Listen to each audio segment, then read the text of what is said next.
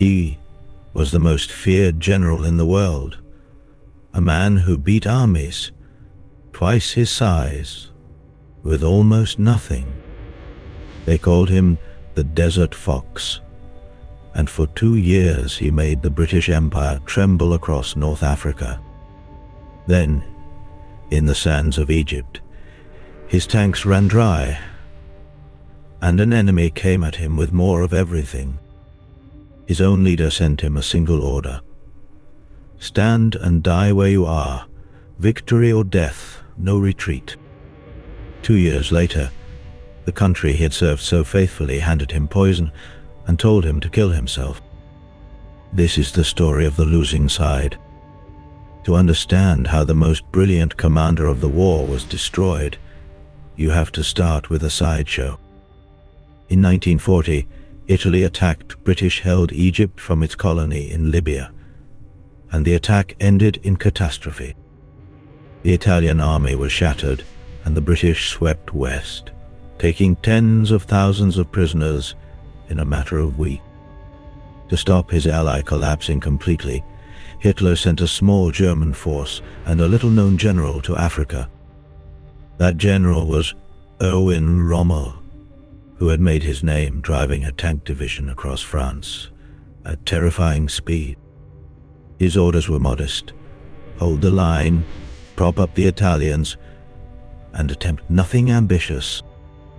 Within weeks of landing, he ignored them, attacked, and the Desert War exploded into life. What followed made him a legend on both sides of the front line. He drove the British back hundreds of miles, bluffing with dummy tanks and moving faster than anyone thought possible. He led from the front in an open car, appearing wherever his enemy least expected him. British soldiers began to speak his name with something close to dread, as if the man simply could not be beaten. Their own commander had to issue an order telling his officers to stop calling Rommel a Superman, and they gave him a name that would outlive him, the war, and everyone who fought it: the Desert Fox. But behind the legend lay a weakness that no amount of brilliance could ever overcome. The Desert War was not really decided by tanks or courage, but by fuel, water, and supply. Every shell, every ration, every drop of petrol had to cross the Mediterranean by ship from Italy. And in the middle of that sea sat a small, stubborn British island fortress called Malta. From Malta, British aircraft and submarines hunted the convoys and sent ship after ship to the bottom. Whatever survived the crossing was landed in ports hundreds of miles behind the fighting. From there, it had to be hauled forward by truck across a wasteland with no roads worth the name. And the trucks burned much of the fuel they carried simply to reach the front and come back. So the further Rommel advanced, the longer his lifeline stretched, and the weaker he actually became. Meanwhile, his enemy grew stronger every month. Fed by a global empire, and increasingly by American factories. And in Berlin, Africa was always a sideshow. The fuel and men he begged for were sent east to Russia instead. In the summer of 1942, Rommel reached the very height of his fame. He smashed the British at Gazala and then stormed the fortress of Tobruk in a single day. 30,000 men surrendered to him, and Hitler made him a field marshal, the youngest in the German army. Drunk on victory, Rommel begged to press on, to take Egypt, the Suez Canal, and the whole Middle East beyond. He chased the beaten British East across the border, deep into Egypt, closer and closer to Cairo. In Alexandria, the British burned their secret files, and the smoke of the papers drifted over the city. But at a dusty little railway halt in the desert, the retreating army finally stopped and turned to face him. The place was called El Alamein. And it was the one piece of ground in Egypt that could not be outflanked. To the north lay the Mediterranean, and to the south lay the Qattara Depression. It was a vast sunken sea of salt and soft sand where no tank or truck could pass. If the fall of a great commander moves you, take 1 second to subscribe and stand with the losing side. Between the sea and the depression ran a gap just 40 miles wide, a bottleneck with no way around it. For the first time in Africa, Rommel's greatest weapon, his genius for the flanking move, was useless. He tried once to punch through in the south and was stopped at a ridge called Alamein. And now a new British commander arrived, a careful, meticulous, deeply unglamorous man named Bernard Montgomery. Montgomery refused to be hurried, and he did what no British general in Africa had managed before. He waited. He waited while the convoys came in, and what came ashore was overwhelming. By October, he had 200,000 men, against Rommel's 100,000, half of them poorly equipped Italians. He had more than 1,000 tanks, including hundreds of new American Shermans, against some 500 Axis machines. He had more guns, more aircraft, more shells, and above all he had fuel.